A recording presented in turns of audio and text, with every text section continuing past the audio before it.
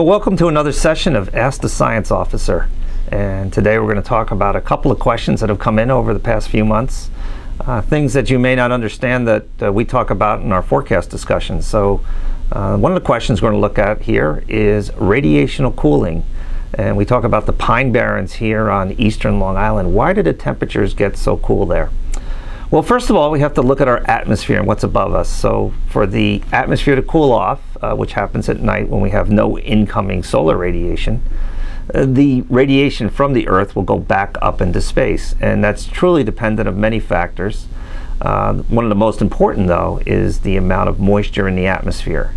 So we need a lack of moisture in the atmosphere, which will allow the infrared radiation from the Earth's surface to radiate through the atmosphere and back directly into space. So that occurs on clear nights and when we have low moisture like we do in the winter. So the atmospheric moisture content is low. The other factor that we need is light winds, which will keep the atmosphere from stirring up.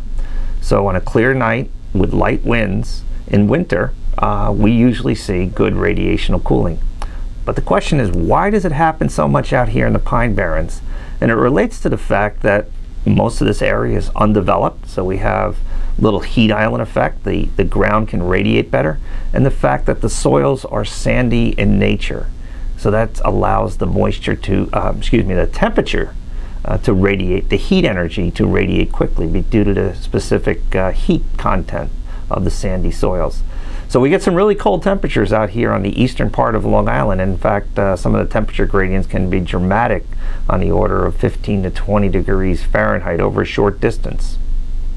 So thanks for your question. So we got a question that came in from Janet, a longtime Facebook follower of the Weather Service. We'll talk to our minion here a little bit, see what he has to say. You talking today? Okay, so we'll get a good question. So hopefully we can educate you on a question that Janet sent in to us. And her question relates to models, and she asks, how long does it take a model to process?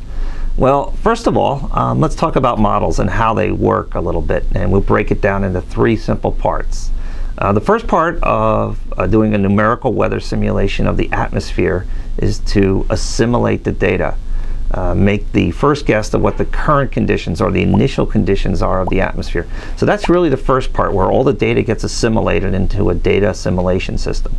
The next part is truly the model, where it integrates with time and predicts what's going to happen into the future.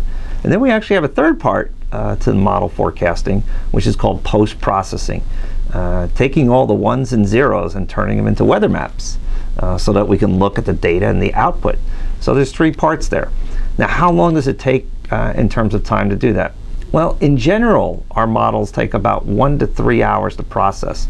And it's really a factor of the resolution of the model. Are we modeling locally, parts of the United States, or are we modeling the entire hemisphere? So the larger the scale, the more time it takes. And of course, there's also the resolution of the models. So it sort of varies between 1 and 3 hours, but because of the high-speed computing that we have, our models are being able to be produced faster and more frequently. Some of our updates, called the rapid refresh, is updated every hour. So we're seeing lots and lots of data. And then we run these ensemble systems where we see 20 to 50 numerical model runs. And those may take between 3 and 4 hours to produce all that data. But as computing systems get faster, we'll see more and more model data. So thanks for your question. That wasn't funny. Okay, we got a question in from Leo about the 540 thickness line that's referred to by meteorologists often as the delineator between rain and snow. What does the 540 thickness line, and what is thickness? So we begin here with our blocks, and what we look at in the atmosphere is that the density of the air expands as it gets warmer. So warm air, lower density, the air expands as you go up in the atmosphere. At the surface, the pressure may be the same, but as you go up, the pressure levels tend to be higher up in the atmosphere, the warmer it is. The colder the air is, the lower the pressure surfaces are. So what we see in our atmosphere is that these pressure surfaces tend to slope as we go further up into the atmosphere, and that's what these blocks represent here. On the left side, you see the red blocks representing warm air, which would be down over the tropics. The blue blocks represent the colder air, which you'd find in the polar regions. So we find as we go up in the atmosphere, our pressure surfaces slope towards the colder air.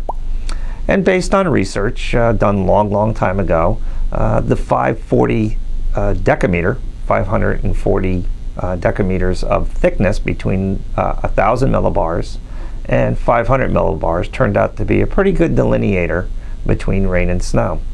We've refined that in recent years as we have more and more data available to us, and we start to look at partial thicknesses as we get down closer to the surface of the Earth. For example, we'll look at the 1,000 to 800 millibar thickness, 1,000 to 850 millibar thickness. We'll look at the 700 to 850 thickness and try to look at those as a quick delineator between where we might find frozen precipitation and liquid precipitation. So great question, and hope that gives you some idea why we look at the thickness of the atmosphere. So our next question comes in from Adam. He's asking about phasing of lows. So how does that work? In the wintertime, we typically have two active portions of the jet stream. The polar jet stream, which is further to the north associated with the polar front, and we have the subtropical jet stream. And what we look for in meteorology is when these two jet streams sort of phase together, come together in terms of their energy systems. We call those troughs. And when those troughs come together, they'll intensify. So that's what we call phasing. And when those two phase together, we can see some rapid cyclogenesis. Just here in the end of March, we saw some pretty rapid cyclogenesis take place off the northeast coast, produced an intense low pressure system that produced hurricane force winds out over the Gulf of Maine.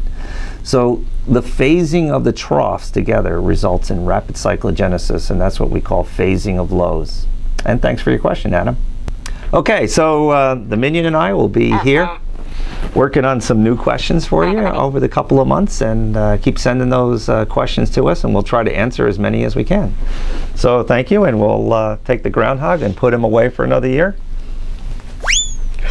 Get rid of him and see what the Minion and I can dream up.